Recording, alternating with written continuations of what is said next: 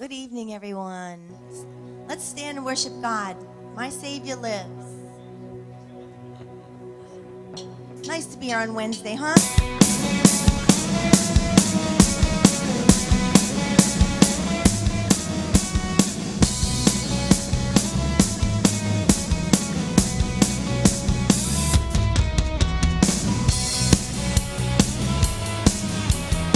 Put our hands together.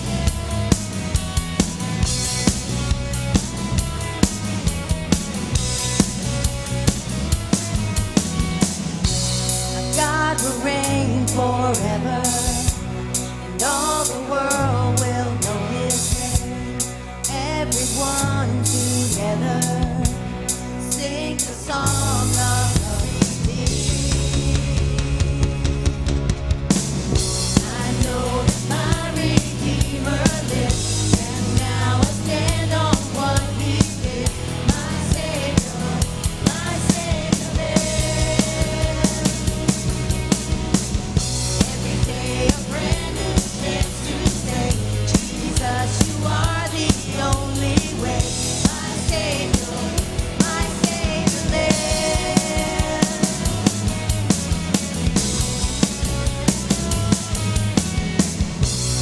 King has come from heaven. Darkness trembles at His name. Victory forever is the song of the redeemed. I know that my Redeemer lives, and now I stand on what He did. My Savior lives. Come on, every day a brand new chance to say, Jesus, you are the only way. My Savior lives.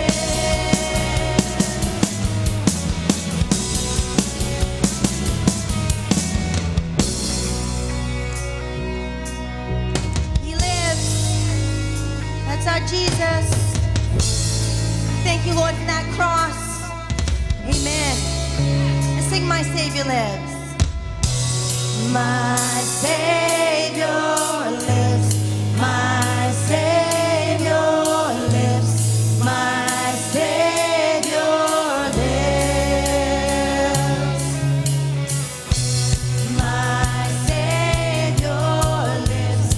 My Savior lives. My Savior lives. Come on, sing. My Savior lives. My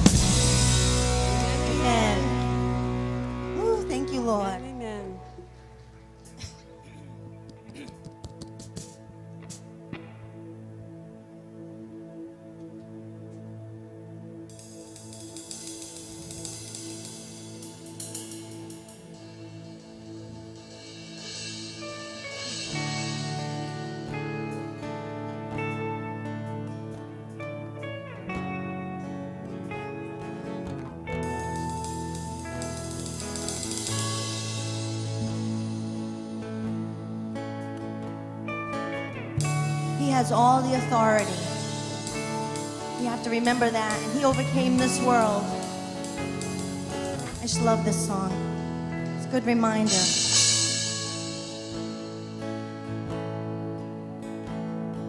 And seated above, enthroned in the Father's love, destined to die, poured out for all mankind.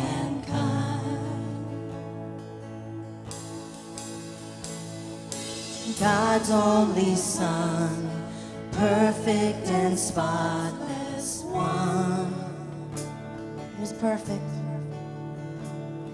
And he never sinned, but suffered as if he did. Sing all authority. Put our hands up. All authority, every victory is yours. All authority, every victory is yours.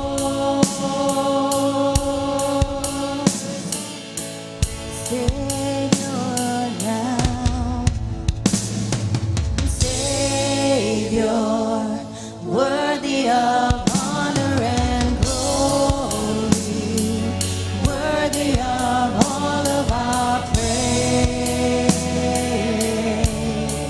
You overcame.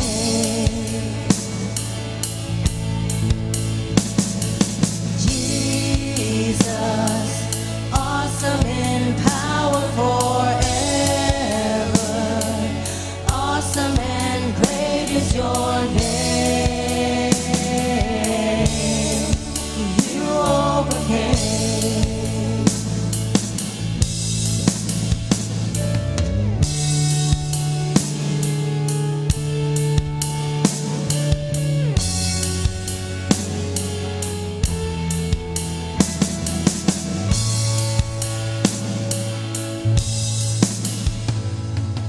Power in him, speaking the Father's plan.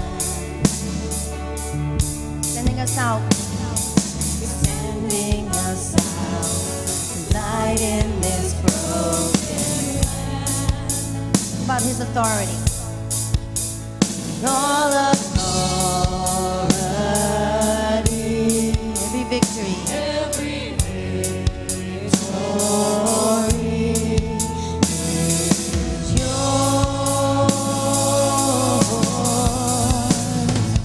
Savior, worthy of honor and glory, worthy of all of our praise. You overcame.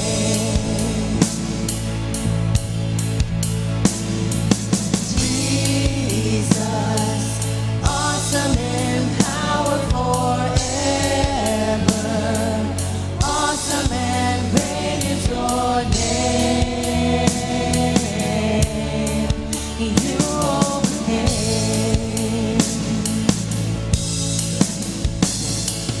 We will overcome by the blood of the Lamb and the word of our testimony.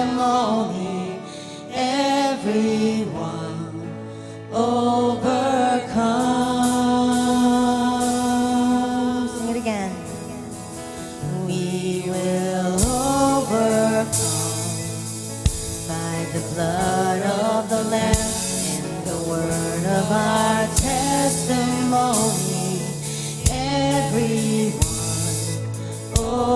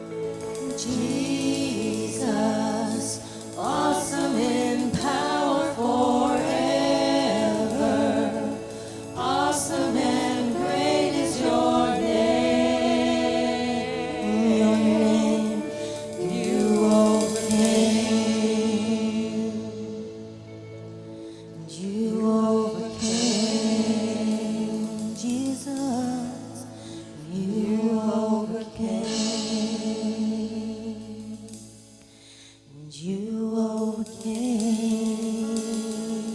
So will we. Amen. Amen. You may be seated.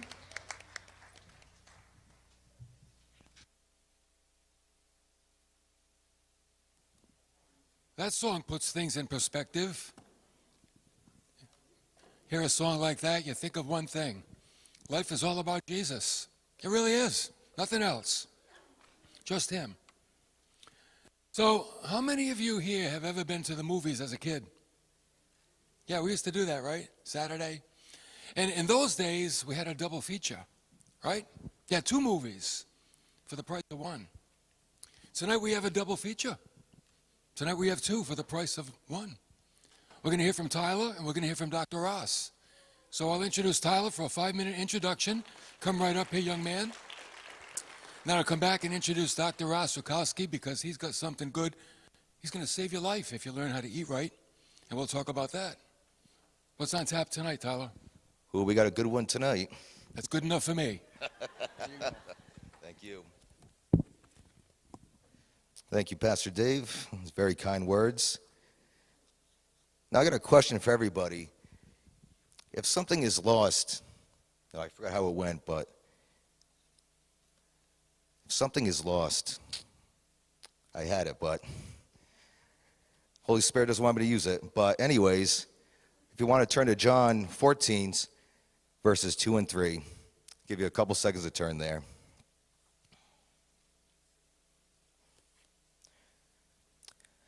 John chapter 14, verse 2 and 3.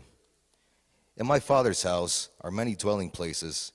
If it were not so, I would have told you, for I go and prepare a place for you. If I go and prepare a place for you, I will come again and receive you myself, that where am I, there you may be also. Over here, Jesus is leaving his disciples, and they're not sure where he's going, but he's giving us confidence of where he's going. He's returning home to heaven, a place where we're going to go one day. For our names are written in the Lamb's Book of Life. So rest assured, we have a reservation there. And I just want to point out some of the words in here. If it were not so, I would have told you, for I go and prepare a place for you. And here, a lot of theologians like to point out the confidence Jesus has.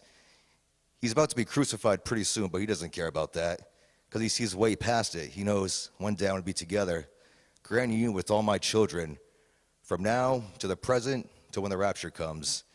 So one day when we get there, and some think he might have smiled when he said that, thinking of everybody who's going to be there, from your ancestors, from generations long ago that got saved. And also, if I go and prepare a place for you, right there, it's love. It's kind of like anybody who's had a baby before will understand.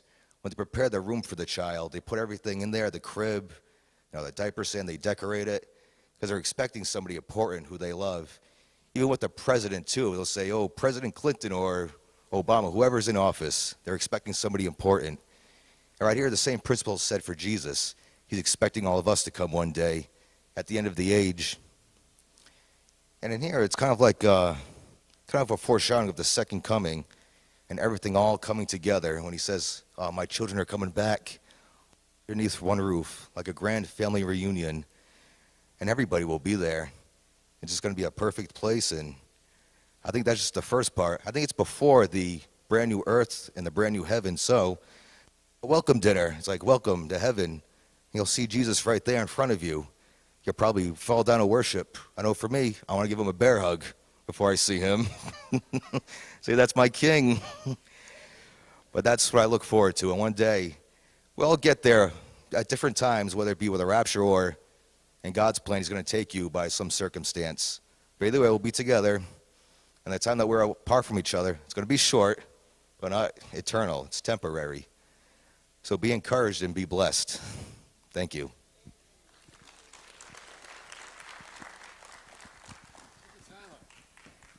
Thank you. Tyler, just don't squeeze him too hard. You're a big, strong guy, Don't hurt Jesus when you see him. All right, that's good. Nice and simple, right to the point. You know what? We need to be encouraged. We should be the most encouraged people, because we know the future that waits for us. Well, we've got about 1 week left to the Daniel Plan journey. It's going to end around Easter time. But I think we're going to keep the journey going. For those of you that are not with us on the Facebook page, if you're on Facebook, join us. The Daniel Plan NHCC. What we're doing, we're reading a chapter a day in Luke, commenting on it, looking for your comments as well. People are putting up wonderful recipes, really good stuff that you want to try. Eat healthy. It's all about loving God with heart, soul, mind, and strength. The strength has to be part of that as well. That's why this journey is so important. And we're going to keep it going. And after Luke, I know where we're going. We're going to start reading another book. I already have that in mind. We're just going to keep going because it gets me going too. I like it. I like starting the day, not only reading, but commenting on what I read and hear other people's comments also. So get on board with us if you're not there yet. And because we want to be strong in our worship to God physically, Dr. Ross is going to come up and speak because this is part of our journey. Spirituality is praying, worshiping, serving, learning, giving, but it's also being. It's also being well and being healthy. So Dr. Ross is going to help us to do that. Let's give him a nice welcome.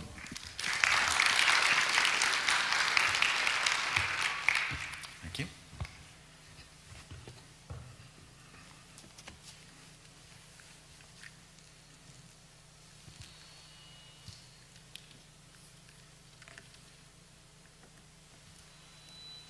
It's coming. Hello there. Thank you, Pastor Dave, again for having me back. Thanks for the invitation, and thanks all you guys for showing up. And this is a pleasure, as always, and what a treat for me. I get to talk about some of my 3 favorite things tonight. God, health, and food, all in the same time. And, I've been praying that this time is going to be very fruitful for you, and that it could be a turning point even for some of you, of just taking that next level, just getting some more wholeness into your life, into your body, into your mind, into your spirit. So our title, there we go, right? What to eat or not to eat? That is the question. And this is going to be very simple, very straightforward, and every single one of you can do this. There's no question. I know I've been here in the past and it's overwhelmed you with data and all this stuff and all this science.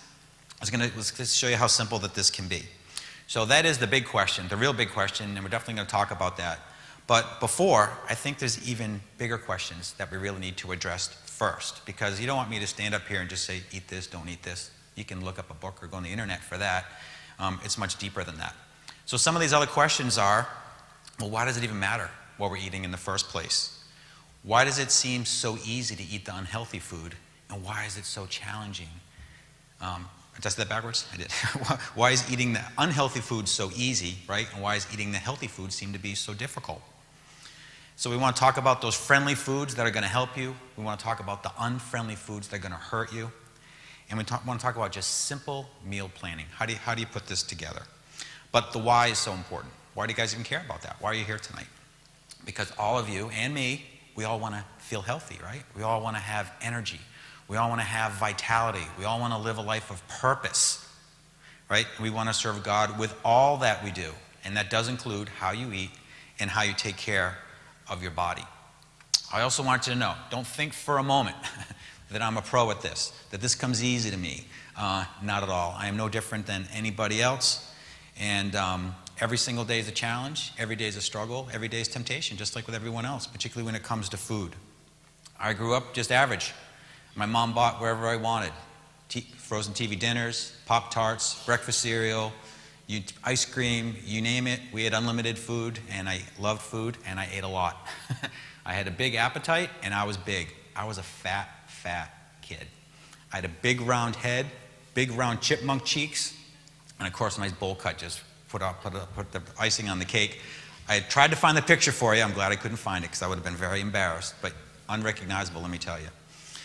And I was fat my entire childhood, and I even remained overweight even all through college. So I know what this is about for sure. And we didn't really get serious about nutrition in my family until we had kids. And we just decided, you know what, we want something better for them. And that's where we decided that we were going to become vegetarians. I had a bunch of friends that were doing it in this training group we were in. It was like, let's do that. So we kind of blindly entered that. And we faithfully followed that for 9 years, not eating meat or a meat product once in 9 entire years. And all 3 of my children grew up their first several years of life in that model. With that said, we found after a period of time that instead of being these healthy vegetarians, which you can do that very well, by the way, and very healthy, I'm not opposed to doing that, but we became more what I call carbitarians, where our way of life was, okay, we're just not going to eat meat, but we'll eat anything else. So what do you fill the place where meat was? Carbohydrates, pasta, cheese, sugar, flour, dessert, it didn't matter. Fake meat food, all that food envy stuff, the fake hot dogs and the fake burgers. We had tofurkey for Thanksgiving one year, which is horrible. And we were not eating well. Eating all that processed food is not the way to go. So there are good reasons not to eat meat. I agree if some of those resonate with you. But don't substitute the junk for it. Do not put toxins in place of meat. That is not a healthy way to do it. So we realized that, and we dug a lot deeper into nutrition and research and science.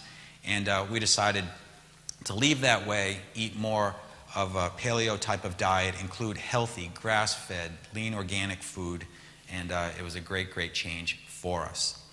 So, just knowing what to do is only just the first step maybe, or the first piece of the puzzle, right? But we really that's the key word, want. We want to take care of ourselves, not just for ourselves. We all care about our own self and our own body and our own health, but we want to take care of ourselves for others as well. We all know change is just a matter of choice. And I heard something real recently, and it was a slap in the face, and it was, the body you have is the one you're willing to work for. I was like, ooh. So I'm going to slap you all in the face right now. You ready? I heard it's pretty popular these days. Right? So the body you have is the one you're willing to work for. But isn't that the truth? That's sad. And the body you're going to have in the future is the one you're willing to work for. Our bodies are so important. They're the vehicles that we have here on this earth in life, to experience life, to enjoy life. We experience others through our health, through our body, our friends, our family, even with God. Right? And we only get one. That's why your body's a temple. It's got to last your entire life. It will only last your entire life. When your body runs out, it's over, as far as our earthly life goes, right? When it wears out, it's all over. We got to take care of that. And we want to love God, right, with all our heart, with all our soul, with all our mind, and with all our strength, right? Mark 12:30. That strength is very important, as Pastor Dave said, because without strength, that's one of the key pieces, right, of those 4, that our love can be incomplete. So we should all want to be always getting better, physically, mentally, emotionally, spiritually, relationally. And the Daniel Plan is a really great strategy to do that. When I read that book a few years ago, I was like, wow, that's really cool. Like it put a lot of things all together that we were already doing. And when you add that spiritual component in there, it's just a home run. It's just easy. And I hope it makes a lot of sense to you. And they use the 4 pieces, right? They encompass those 4 pieces in faith, friends, fitness, and food. Pastor Dave gives us a great example of like a car, right? If you have a car with 4 cylinders, you want to be running on all 4 cylinders, right? Why would you want to run your life on 3 cylinders? Right? You want to do that for yourself. You want to do that for God. We're one being with 4 parts. We must address all 4 parts. In our office, we use those 4 parts. Eat well, move well, think well, live well. Same thing, just a little bit different terms. We call these are essentials of health, meaning they're essential, they're required to be healthy, and you can't substitute one for the other. So you could be just a ninja at diet, but don't exercise, right? Eating perfectly doesn't get you out of exercising. It doesn't create fitness for you. Being an amazing person at the gym doesn't get you out of not eating well, right? None of those things may help you spiritually, vice versa, right? They're all separate things. We must look at all 4 of those things and address all those 4 things regularly. And we want all 4 of those things and all things in our life to line up with our walk with God, right? And again, that includes how you eat, because we're fueling our strength.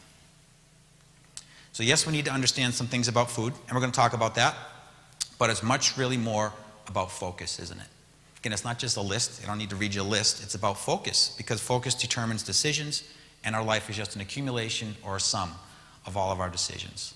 Health choices, right, begin with your heart, not with your eyes, certainly not with what you're feeling at the moment. If we wait to then, it's way too late. Because pleasure is often about immediate gratification, right? And unfortunately, the world thrives on giving us that, doesn't it? It provides us with easy, convenient, inexpensive food, which is so accessible, it's ridiculous. I had this little realization just last week. I was in Atlanta, very, very busy down there.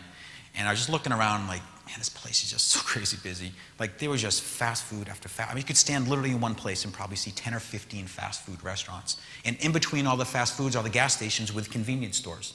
You could probably walk less than 5 minutes and pick food from 10 or 12 different places. And I was like, that's just amazing, the abundance of opportunity of food that we have to eat. I think about other countries that, right, people are starving, literally dying because they don't have nutrients in their body. And we just have this abundance, which is outrageous. But the quality of the food that we have access to is horrible, isn't it? When we talk about fast food, things that you're going to get at a convenience store. Right? We all want to feel healthy, but if we don't eat healthy, we're not going to have the fuel and the energy that we need to do that. So healthy food supplies that energy to have that successful life. Did you ever consider this question?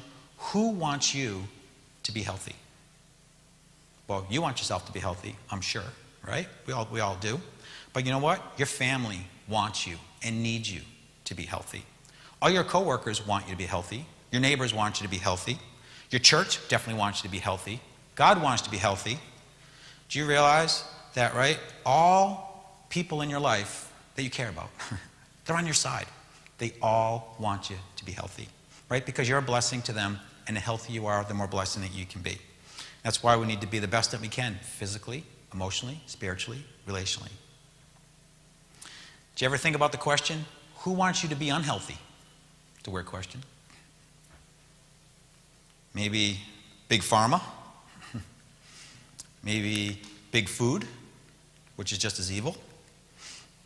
I won't go further with the list. That's not tonight's topic. But the ways of the world are against us, aren't they?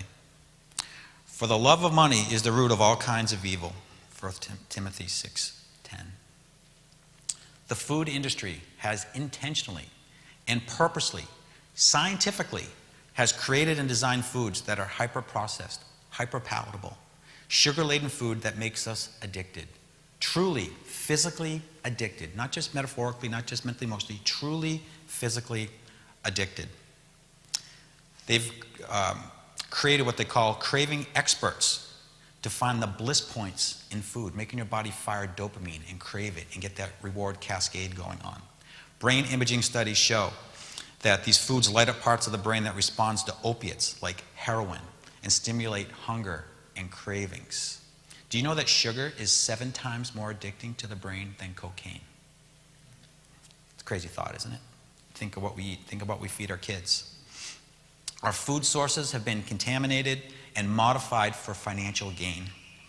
You know, look at the food in the world. Look at the activities of the world. Look at the culture. Look at the lifestyle that the world promotes. The world does not love you. This does not benefit you. It doesn't benefit your health. And there is no way that any of this is God's agenda. The best life in the eyes of the world, right, is going to end in destruction. And that's why I think it's very strategic to look at your battle with food, with fitness, with stress, with addiction, whatever your battles are. Look at those things as spiritual battles against the ways of the world. And that's why human willpower is just not enough often, isn't it? It can help us get going, but we always let ourselves down. It's very self-limiting, self-serving when it's just about us. We need that divine power to sustain us. Life's a journey. Health is certainly a journey. And every journey needs to begin with faith. On that journey, there are bumps, potholes, wrong turns, traffic, the works, but it's part of the journey. Whoops. Right? Sometimes we're struggling. Feels like we get that 2-step forward, that 1 step back. We seem like we're unsuccessful, but you realize, yeah, we're going 2 steps forward. We're slipping 1 step back, but we're still getting 1 step forward, right? We're progressing. Health is a lifelong process, and faith is necessary because we got to believe that change is possible, right? God has made us more than conquerors, and we must maintain that attitude. I can do all things through him who strengthens me. The one that is in you is greater than the one in the world. How many verses are there that tells us that? I don't know why I keep clicking that. How powerful that is. Right? We have power inside of us that is more power than the ads on the TV, the commercials that you see, the food temptations that are out there, etc. So we want to lean on our divine power inside, much more than our human willpower. And we need to make, this is simple, and this is the tagline of the night. You ready? We just need to make better decisions more often. It really is that simple. Because no one, including God, expects us to be perfect, right? But we all can do better. So we just want to make better choices more often. And you'll be surprised how that will accumulate over time. If you made only a 1% change in your diet per week, which is minuscule, isn't it? 1% per week, and every week you did another 1%. If you look back a year from now, your diet would have changed 50%. That's an absolute life changer. Yet people would be in that mindset, oh, 2 steps forward, 1 step back, I'm not losing the weight, I quit. It's not worth it, I give up. It's a process.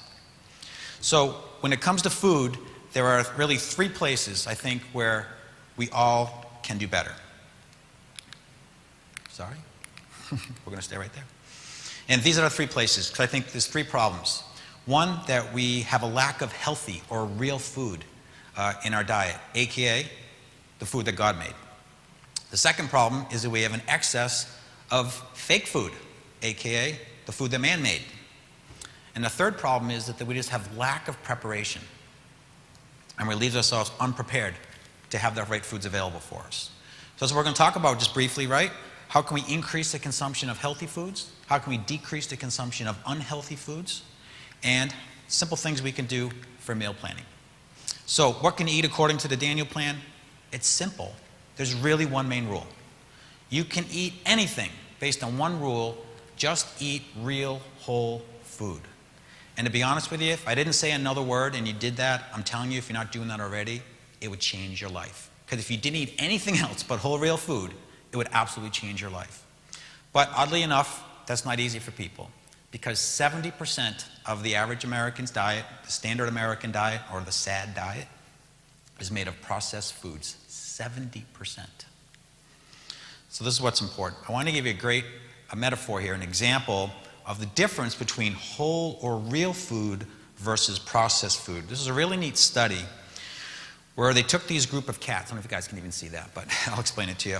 Across the top, A, B, C, D, E, there's 6 different foods that they fed the cats. Group A, the cats only got raw meat. Group B, the cats only got raw milk. Group C, the cats only got pasteurized milk. Group D, the cats got evaporated milk. And in Group E, the cats got condensed milk. So for the purpose of this illustration, we can take those 2 blue columns. That's real whole food, right? Whole milk and raw meat. The other 3 is processed foods, pasteurized milk, evaporated milk, or condensed milk.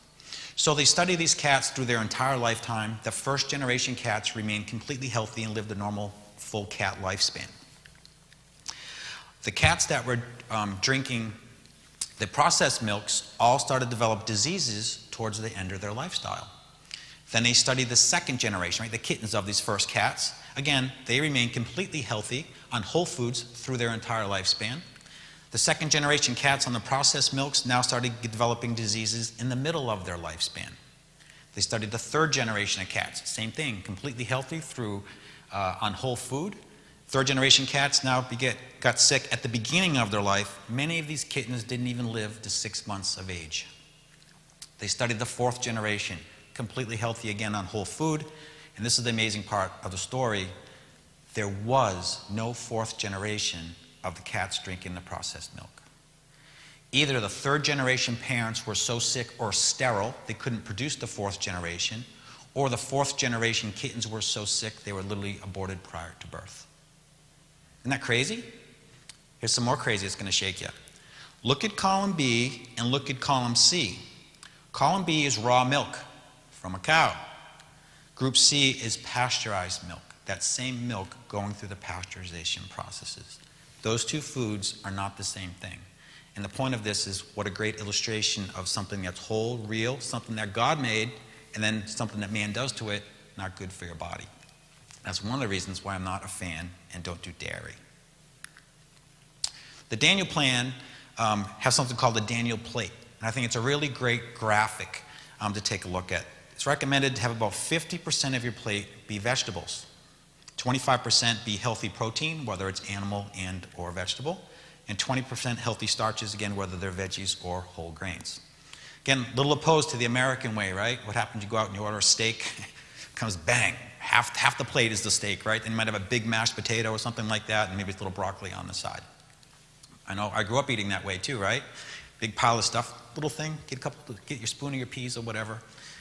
This is the way to go, and this is something I'd recommend striving for if you're not doing that already.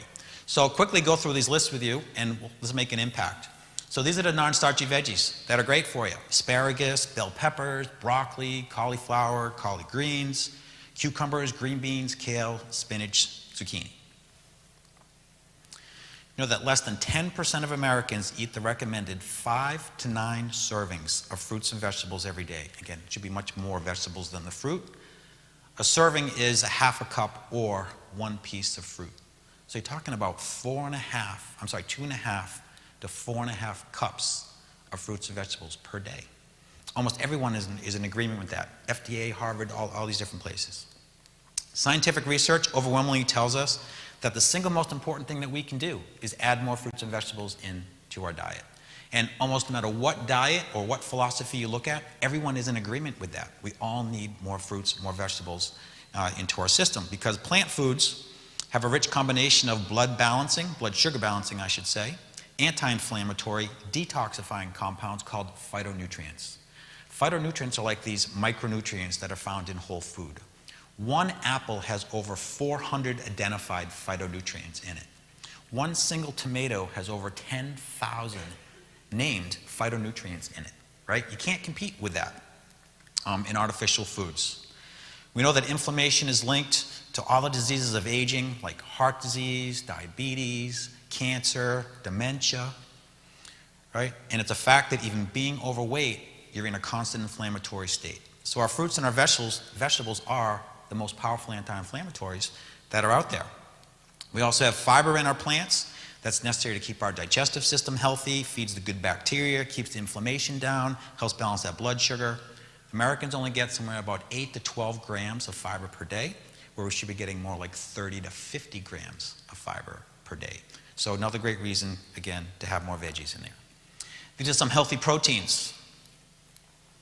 The secret to have fewer cravings, balancing your blood sugar, losing weight, is having high quality protein at every single meal. Proper size is about 4 to 6 ounces, or would fit in your hand. We want lean, organic, grass-fed, hormone-free, antibiotic-free, right meats. You could try even some leaner wild animal products, like even bison or venison. Pork is considered the unhealthiest meat of them all, mostly due to parasites. And then, do you know, when it comes to eggs, right, we want to choose, well, what are the chickens doing? What are the chickens eating? So we always hear like, oh, you are what you eat. And I believe that's true. But you also are what your food eats as well, right? So you want to look what the animals are being fed. So when we look at chickens, right, ideally we want to have organic, free-ranging chickens. Again, of course, obviously hormone-free, pesticide-free, etc. Eggs, by the way, don't raise your cholesterol. In fact, just the opposite. Egg yolks contain healthy B vitamins and choline, so you want to eat the whole egg, not just egg whites. Fish is one of the best sources of protein, and omega-3 fat's one of my favorite things because it's so important for the brain. The best fish to eat are always wild caught. Anybody know why? Why is wild caught the key? What do they feed farm fish? Soybeans. Super inflammatory, right? And that's also why we want grass-fed beef. Guess what cows eat? Corn. 93% of commercial cows and 100% of commercial chickens eat corn their entire life, and farm fish eat soybeans. Corn and soy are very highly glycemic.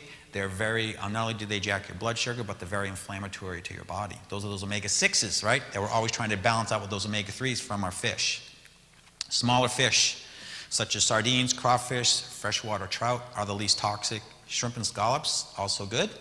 Okay, and protein has minerals, and oysters are one of the highest sources of zinc. One more. Vegetarian sources of protein, right? Nuts are also good. Walnuts, almonds, pecans, macadamia. The portion is about a handful or 10 to 12 nuts. We want those raw or lightly roasted nuts. one of the biggest detriments in our diet in this country are the unhealthy vegetable oils. So watch what the oil, if the nuts are roasted, look at the oils, that they're not fried in the unhealthy oils, these hydrogenated vegetable oils. Okay? Nuts are a good source of fiber, minerals, good fats, help satisfy your appetite, reduce your risk of diabetes and heart disease. We also have our seeds like pumpkin, sesame, chia, hemp, flax seeds. Easy to add, throw in salads and shakes, stuff like that, right? So vegetarian sources of proteins as well as beans. Beans are good as well. They're inexpensive, power-packed with protein, a lot of fiber, got your vitamins, got your minerals in there. They don't spike the blood sugar in most people unless they're baked beans, and they're full of what? Sugar, right? You can buy pre-cooked canned beans, which is convenient. Ideally, we want them in a BPA line can, right? Regular cans, right? They have aluminum in them, which is absolutely toxic for your brain. 7 times worse than mercury for your brain. That's why they line them with a type of plastic called BPA, right? To keep and so make sure that we're not toxifying yourself as well. When we look at fruits, low glycemic, right? Meaning they're going to raise your blood sugar the least. Apples, blackberries, blueberries, goji, grapefruit, kiwi, nectarines, peaches, plums, raspberries tend to be on that list. It's good to go online and take a look at the glycemic index of foods. And so you look at something like this and just say, oh, wow, yeah, I love eating apples. I also love watermelon. You're like, whoa, I think I'll eat more apples than watermelon, right? Almost twice the spike you're going to get in your blood sugar from eating watermelon. So you like to eat apples more often. Not that you can't have watermelon, right? But you just got to be cautious with that. Really important. Fruits are a source of powerful anti-inflammatories, antioxidants, which are great for us. The darker and richer the colors in fruits mean that there's more nutrients in there. We need to stay away from fruit juices. And this is a very cultural thing, right? Who grew up drinking orange juice like it was the health food? I did. Everyone probably did. Horrendous. Worse than soda for you, guaranteed. You know, there's a difference if you took, say, 3 whole oranges and juiced them, right, and you drank that juice. Horrible.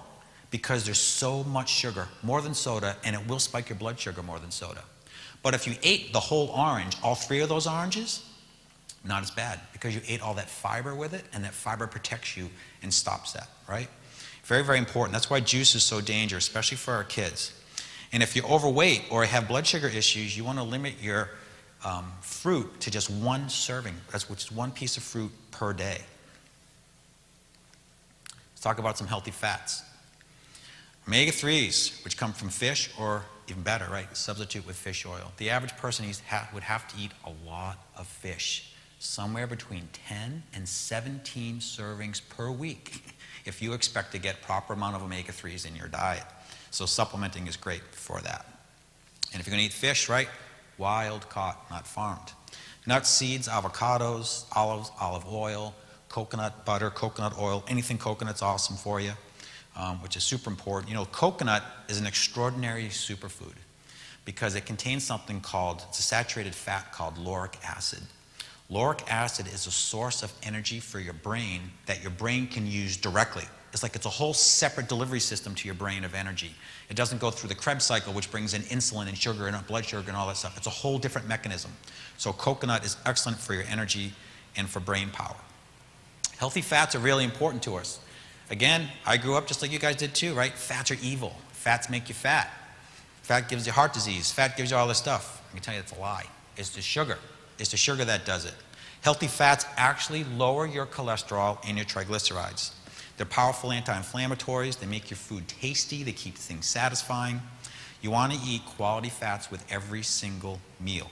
It helps you with your cravings, helps your blood sugar balance, and your brain is going to be a lot happier. 60% of your brain is made of fat, particular DHA, right? EPA and DHA, that's what you're going to get from fish or from fish oil. Every one of your 10 trillion cells in your body is wrapped with fat.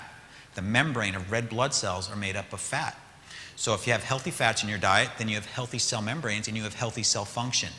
If you have unhealthy diets, all these hydrogenated vegetable oils and these saturated and rancid fats, guess what? Those make up those membranes, and you have unhealthy cells, and you will have unhealthy body. Very, very important. They did a really neat study in Spain, and they took this population of the study and split the people into 3 groups. They put everyone on kind of like the standard Mediterranean type diet, which is a pretty good diet. In group 1, they gave them 1 liter of olive oil per week to consume. Group 2 had 30 grams, which is about an ounce of nuts to eat every single day. The third group just got the diet, Mediterranean diet. So they all had the same diet, right? Group 1 had the oil. In addition, Group 2 had the nuts. Well, the groups that have the olive oil and the nuts had a 30% reduction in heart attacks and death. So they said, wow, actually more fat was better. Also, they had better results than statin drugs, and of course, without any side effects. Fats are very, very important for you. Then there's the starches and the grains. This is where you have to be a little careful. These are some of the healthier ones, things like beets, which are great for you, just high in sugar, right? Brown or black rice, carrots, buckwheat, green beans, corn, a little caution on the corn, right? It's omega-6, it's inflammatory. And if it's not organic, it's what? Anybody know? GMO. 100% of corn and soy, by the way, if it's not organic, it has been genetically modified, and you do not want that in your body. Quinoa, sweet potatoes, turnips, winter squashes, some other healthy ones.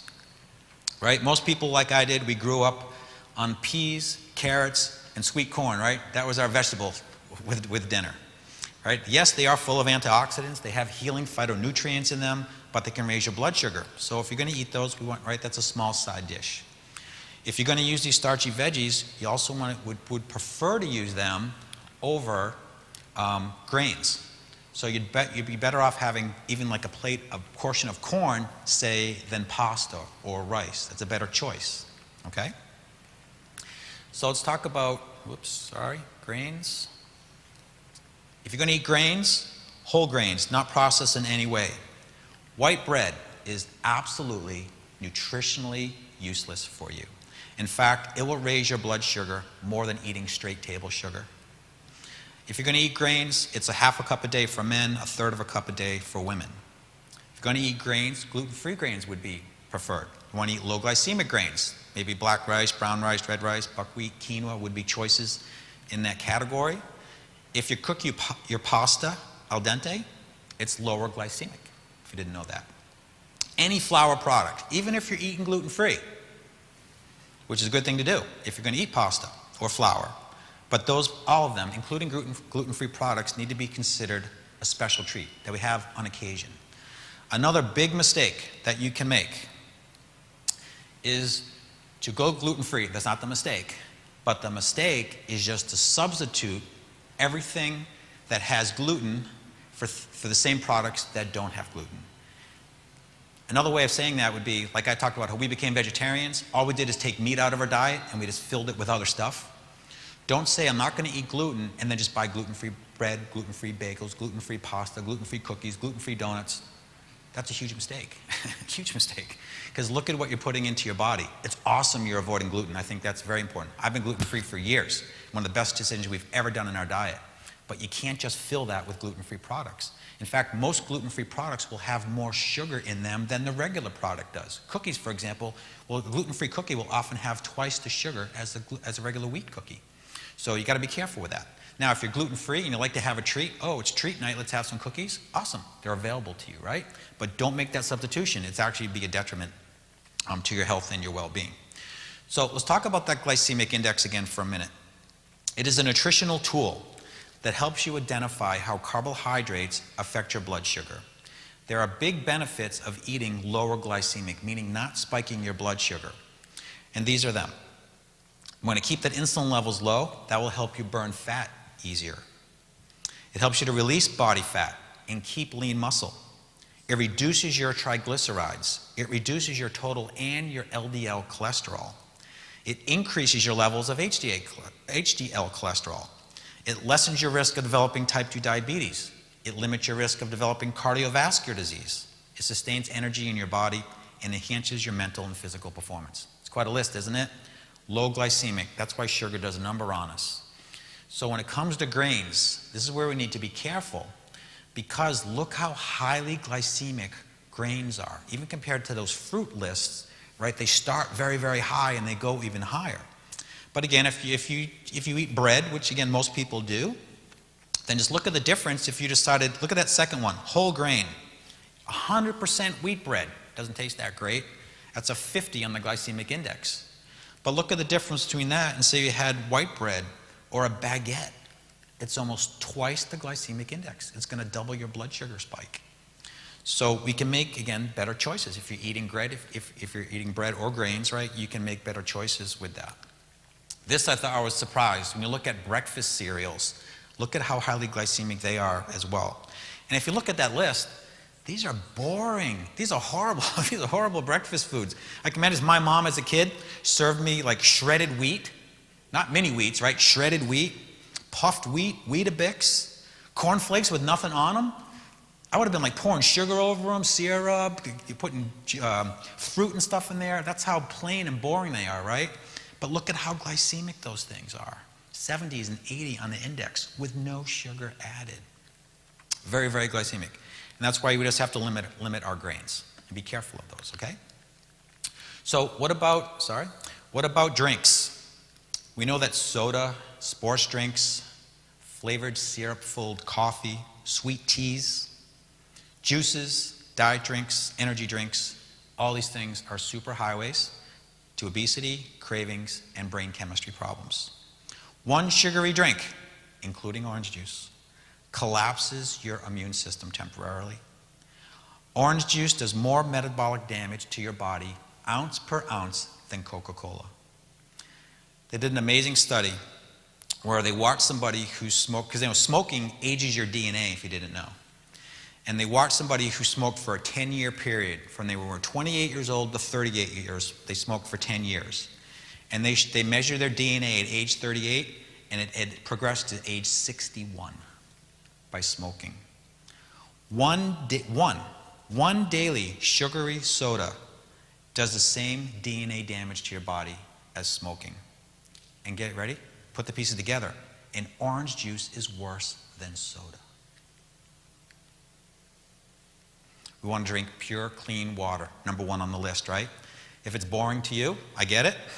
Spice it up. How about some lemon, some lime? Maybe make it sparkling, put something in it.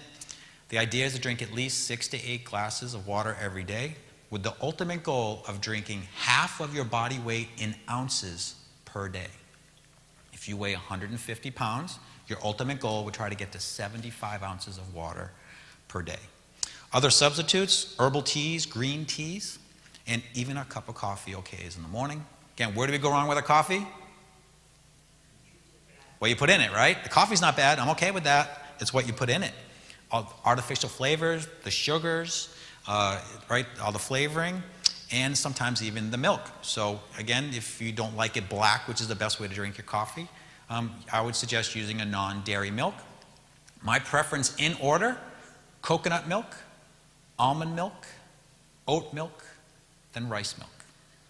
Okay, for nutritional and taste, those are my choices. Never, ever, ever soy, right? So, how do you kind of put all that together? Lists of food, right? You didn't even need me to tell you half of those things. But when you look, this is not a very limiting diet. That's why I think this is simple. I'm not telling you it's easy, but it is simple. Look at just from those foods that we talked about, which are whole, real foods, all the options we would have for breakfast. You can eat eggs. You could have turkey bacon, turkey sausage. If you're eating grains, you could have like a whole grain or a sprouted English muffin. You could have whole grain toast, steel cut oatmeal. You could have fruit. You can have vegetables, which you could put in the eggs, right, and make omelets. You can have nut butters. You can use honey and maple syrup as sweeteners. If you're doing dairy, you could use yogurt. We recommend Greek or low sugar, right? Biggest problem with yogurt, if you put the dairy aside, is all the sugar that they put in is unbelievable. You can make smoothies. There are a lot of choices there, right? That's just for breakfast. When we look at things like lunch and dinner potentials, again, we have salads, which are great any time of the day. You can get your greens in there. You can mix it up, change it up. And I don't know about you. I do like salads, but you give me plain salad? No thanks. I need my protein in it, right? Add turkey into that, chicken, even better, put a steak on top of that. Love it, right? So you can use all your meats, fish, shrimp. You can have a bison burger, a grass-fed burger, vegetable soups. If you're doing grains, you could do rice or pasta dishes. This isn't very limited, is it? Right? It's not restricted. It's not some crazy diet. We're not talking about calories. We're not talking about serving sizes. Food and eating should be simple, right? You think God wanted that to be complex, make it so difficult that you can't figure out what to eat and how to eat? It really is simple, isn't it? You just got to eat the real food. And of course, you have to have snacks. I think I'd be dead without snacks. I eat all the time. And I think snacks are very important. Keep your energy up and fuel up, especially the way that we work. So use hummus and dips. Again, if you're eating grain, you could use whole grain chips and crackers, gluten-free if you do that. Right? We could eat fresh cut vegetables, which we could use in the dips, fresh cut fruit, nuts, nut butters. There's some jerkies out there that are good, that are not contaminated, that don't have MSG, that are organic. Raw protein bars, smoothies, trail mixes. If you're doing dairy, you can use hard cheese and low sugar yogurts. A lot of snacks. Snacks are good to have around because this is what you don't want to have happen ever again, is you don't want to be in a food emergency, right? Dr. Hyman, right out of the Daniel plan, this is his go-to travel emergency pack. He always has wild salmon jerky with him, grass-fed beef or turkey jerky, his packets of coconut or macadamia nut butter, raw protein bars, and some organic nuts and dates. It's good to have food around with you. Literally maybe travel with it, have it at your desk at work, in your car. Really important, because most of us has lives that are so busy, eating really isn't as challenging as the time to do it, right? That's the problem. We're on the go constantly. Every day we live in this constant state of business. Then we're skipping breakfast, we're running here, we're doing that. Now we're at the mercy of, going through at the coffee shop, and they're on all this stuff and all the flavors and all the sugar you can put in the coffees. Then there's donuts and pastries. But then we think we do better. Oh, they have muffins and scones. That's a way better choice, right? They're just sugar cookies in disguise, right? So on the way home, we're starving. We want to get home after work, and there's just fast food after fast food, and all the convenience food we could pick up in 2 seconds for a quick fix. It's difficult. We live in a toxic nutritional wasteland, and the last place we want to find ourselves is in one of these food emergencies. So what is a food emergency? It's when your blood sugar starts to drop. When your blood sugar drops, your brain's like, what's going on here? We are hardwired to eat when that happens, right? And we want to get something quick, we want it now, and we want to get as much as we can. That's what happens when your blood sugar drops. And so if you think you're going to use your human willpower, right, which contradicts the science of how your brain's wired, we're not going to be too successful with that.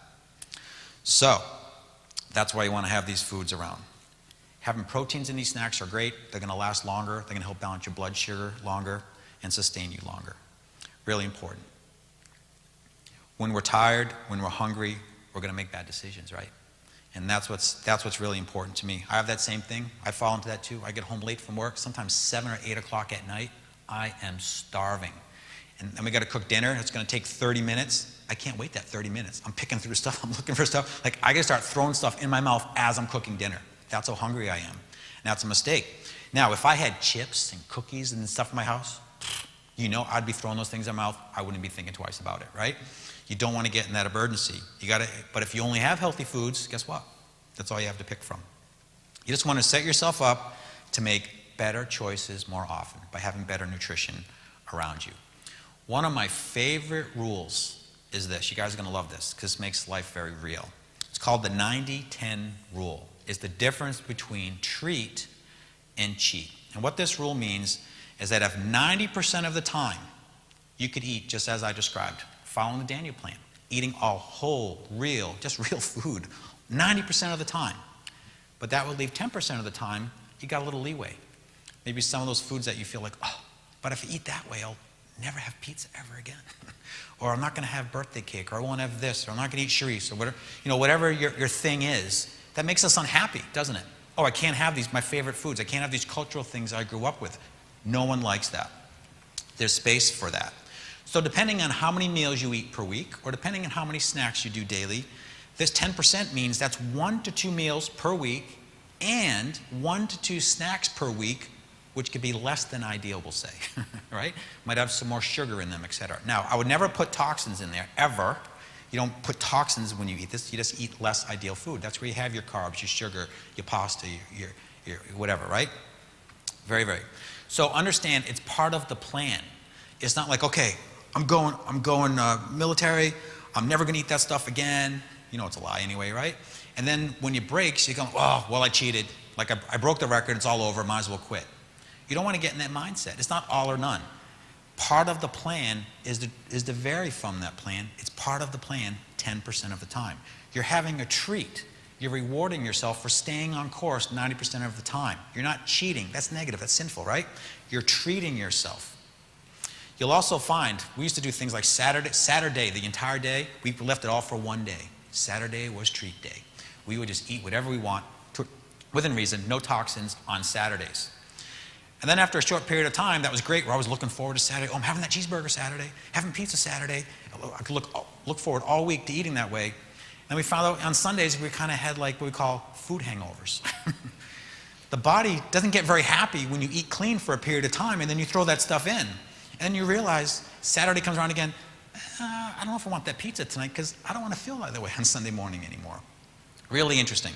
So it's a great, great rule that goes a long way. There are two things that I highly encourage you to stop immediately and never, ever, ever eat these things again in your entire lifetime. I'm a pretty easygoing guy, very lenient, very flexible. This is how powerful this is. These are things you should never, ever do. You got to get these out of your diet if you care about your health. You got to eliminate and never, ever, ever use artificial sugars. They are absolutely toxic and poison for you. I can promise you that. There are many different types of artificial sugars out there, but let's just pick on one just as an example, aspartame, which has been around longer, and there's more data on that. As you see, aspartame is found all over the place, some weird places, right? Look at some of these things. Multivitamins, pharmaceuticals, laxatives, gelatin, cocoa mixes, breath mints, toothpaste. Anything that's sugar-free or diet, you want to examine what's going on in there, right? Especially if it's like a cookie. No sugar, really? Well, why is it going to taste so good, right? You got to take a look at that. Really important. So let me tell you about aspartame. Aspartame is made of three chemicals, or three things. One is called aspartic acid. It's about 40%. 500 scientific studies have shown that stimulates your nerve cells to death. They get so excited, which is great for a while, until they literally die. 99% of that is MSG. The second component, 50%, is called phenylalanine. It decreases serotonin levels in your body. Very, very important hormone, or more say a neurotransmitter. We have emotional disorders, depression, seizures that are related to that. The last 10% of aspartame is methanol, which is wood alcohol. That is a deadly poison to a human being, and when it gets heated, it turns into formaldehyde, which is the deadly neurotoxin. Dr. Russell Blaylock, a very famous, well-known neurologist, said that aspartame is by far the most dangerous food additive ever added to the market. It is responsible for over 75% of all the adverse reactions that get reported to the FDA. I'm telling you, it is a pure toxin. Roaches and ants won't eat it. Cats and dogs won't eat it. Houseflies won't even eat it, but the FDA approves it. These are known side effects: headaches, muscle spasms, irritability, heart palpitations, loss of taste, joint pain, dizziness, weight gain, tachycardia, breathing difficulties, tinnitus, blurred vision, seizures, vertigo, nausea, blindness, slurred speech, fatigue, numbness, rashes, insomnia, hearing loss, depression, memory loss. Even worse, aspartame tends to mimic or worsen these conditions. These are some bad ones, right? Fibromyalgia, arthritis, MS, Parkinson's, lupus, diabetes, Alzheimer's, birth defects, lymphoma, Lyme, epilepsy, panic disorder, just to name a few. So if you have these conditions, aspartame will exacerbate them, but this is what's even scarier. There is a portion of people out there that they're toxic, they are poisoned from artificial sweeteners. They're presenting to doctors with symptoms that mimic these diseases, and they are being treated for these diseases as if they have the disease. And you wonder why they're not getting better, because they're eating the poison every day, which is making them sick, but they're getting treated for symptoms that they're expressing on the outside. Absolutely toxic. And the big one is, contrary to popular belief, it's been shown that artificial sugars actually stimulate your appetite. They increase your cravings for carbohydrates. They stimulate fat storage and weight gain. That's ironic, isn't it? Because the majority of people, other than diabetics, right, are using these for the purpose of not gaining weight. They show that diet sodas have a direct link to obesity and also a direct link to diabetes. Studies have repeatedly shown that consuming artificial sweeteners ruins our ability to control our food intake. It messes with the brain's ability to count calories. The body's tasting something sweet, and the brain's saying like, but there's no calories there. It messes up the counter and screws up the whole system. So that's enough. I go on for hours about that. Right? That's why I don't want to eat that junk. It's poison. The second thing you never want to put in your body is MSG. Now, MSG, you can look on labels, right? It may say MSG, it may say monosodium glutamate, maybe, but you know there are dozens of names where they disguise MSG, because most people know MSG is not a good thing and you don't want it in your body. I can't probably see that too well, but about the top of that list, everything's in red. All those things are always MSG 100% of the time. The bottom half of that list is orange. These things are almost always MSG, the vast majority of the time. So look at some of these things. Anything hydrolyzed, those fake meat products that I used to eat all the time, these veggie burgers and fake meat this and fake meat that and hot dogs, they're hydrolyzed vegetable protein, right? MSG is a flavor enhancer, stimulates your brain like crazy. Texturized protein, carrageenan, right, was a gelling agent, stalked. How many times you see natural flavors, natural flavoring, citric acid, barley malt, maltodextrin, anything that's ultra pasteurized, yeast extract. It's worth your time to do a little memorization of this list and check your food products. Now again, you're like, wow, that seems like a lot. I gotta memorize all those things. I gotta read food labels. Well, guess what? If you're reading food labels at all, you're eating processed food, right? You ever decipher through all these lists? There's no label on an apple, on a steak, on a grain, right? What are you eating that has these things in them in the first place? But if you are eating those things, take a look, right? Take a look at the list. So there's a receptor in the human body. It's called the NMDA receptor. It's the #1 excitatory receptor in all of human physiology. Anything that docks to that receptor, right, gets super excited. So what do you think happens when a taste nerve connects to that receptor? It makes anything taste boring and bland, outrageously awesome to your brain. That's why you can take something like a very simple, very plain, very non-palative corn chip or tortilla chip, right? Ew. But we put this magic sprinkle on it with this cheese and these nacho flavors and all that, like I wouldn't even say a brand name, you got the idea, and you're like, that is amazing. And that's what your brain thinks too. And that's why you just can't have one, can you? You just go to town. Like, it's hard to stop those things. It excites your brain so much, literally until the brain cells die. That causes acceleration of neurodegenerative disorders such as Alzheimer's, Parkinson's, ALS, seizure disorders, chronic headaches.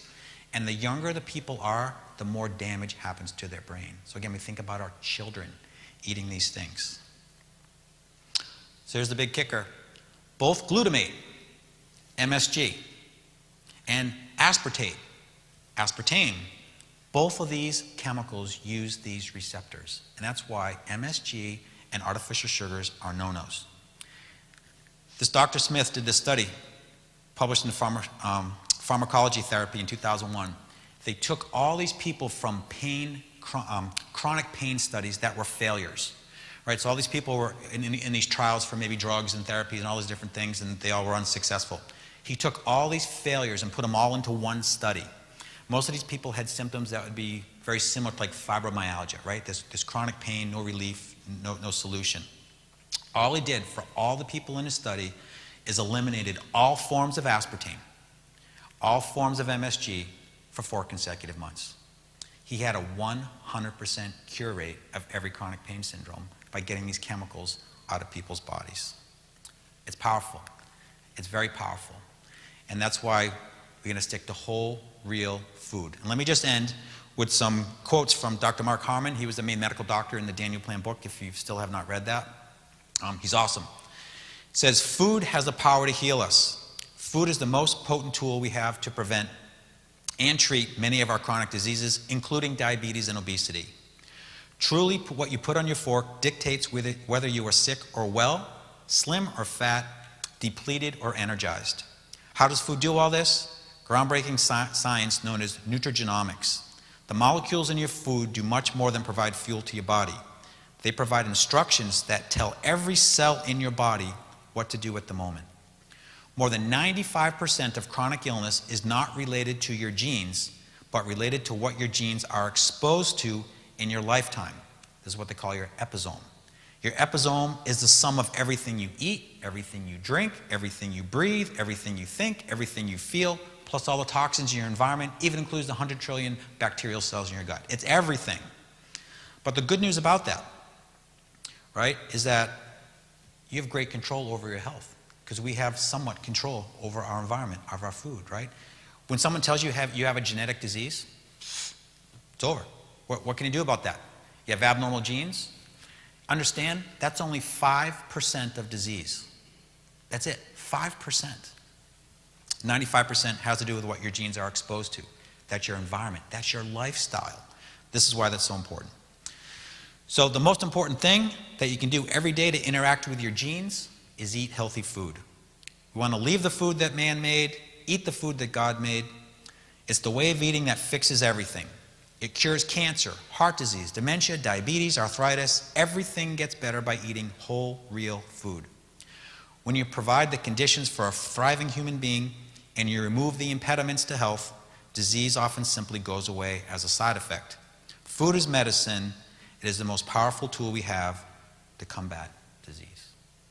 So that's why I think food's important. And I hope that was put just a very simple way and what a huge life-changing experience it can be just by sticking to whole foods, real foods, not processed foods. We just want to live our best life, right? For ourselves, for others around us, for God. And that's why food's so important. So I thank you. I thank you for your time and your attention.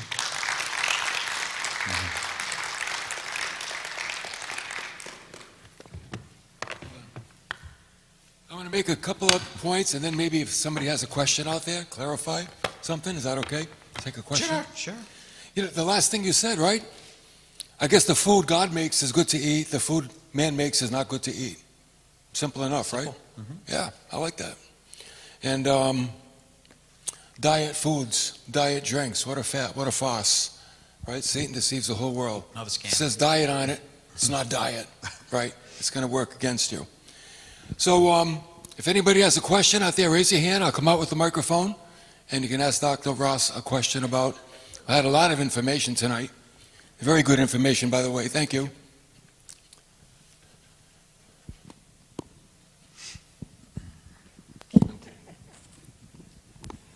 Dr. Ross, would it be possible for you to create a link to your slide presentation and post it on the Daniel Plan Sure. website so we can refer to it? Absolutely. By the way, probably everything you saw there is in the Daniel Plan book, but I'm glad to provide what you saw here. Yes. Anyone else? I have a question about the logos that you had Pass the mic. on the screen. I noticed some things that weren't food items, like Crest and Dove and L'Oreal. Yes. Why are they on the list? Like on big food? Well, you No, had or- them on the logos of suspected and like bad things. The graphic you have with multiple logos. So Crest, Dove. Oh, that's what L'Oreal. we call big food. And that shows the hierarchy of who controls our food supply. And it's these big companies, multinational, multi-companies that control the majority and make these foods. Kind of like the same arrangement like pharmaceutical companies, right? Oh, that's how food supply is also. Thank you. Dr. Ross, so which sugar is good? Which sugar or Yeah. sweetener? Because I know you said the Splendor and the rest of them are Yes, not good. that's a so- great question. So all the artificial ones, Splenda, Sweet and Low, aspartame, any ones they're going to have you in a packet, all the artificial ones, no good, all toxic, all poison. The good ones is really, if you're going to use sugar, just use real sugar. Just organic cane sugar would be great. As far as sweeteners, though, stevia is okay. That's not in that category. It's a great question. It's not a category of an artificial sweetener. There's monk fruit, there's lohan, there's erythritol, xylitol. There's some other things that are better. But even real sugar in moderation would be far superior than using the artificial So, sugars. so cane sugar is the best. Cane sugar is natural sugar. Okay. Yeah, just got to use it. Just got to use it in moderation, right? All right, thank you. Yeah, you betcha. And by the way, you may think of something else super important. Probably the third thing I would put on that list that you never don't eat is fructose, right? That is concentrated sugar, usually from corn. High fructose corn syrup is incredibly damaging for your body. It literally is the fuel that cancer uses to multiply and divide. So soda, for example, high fructose. Look for anything that has high fructose corn syrup in. Yeah. Anyone else? Another one? Okay. You said the orange juice is worse than soda. Isn't it the same sugar they put in soda they put in orange juice? No, soda is actually mostly high fructose corn syrup. Okay. In most cases, sometimes it's cane sugar. But ounce per ounce, the concentration of the sugar in orange juice will do more metabolic damage to the body than soda would, ounce per ounce, just because it's so high in sugar. Right. You're welcome. Where's Christian? Christian, where's Christian? You had a microphone on that side? You have a question? We'll get over there.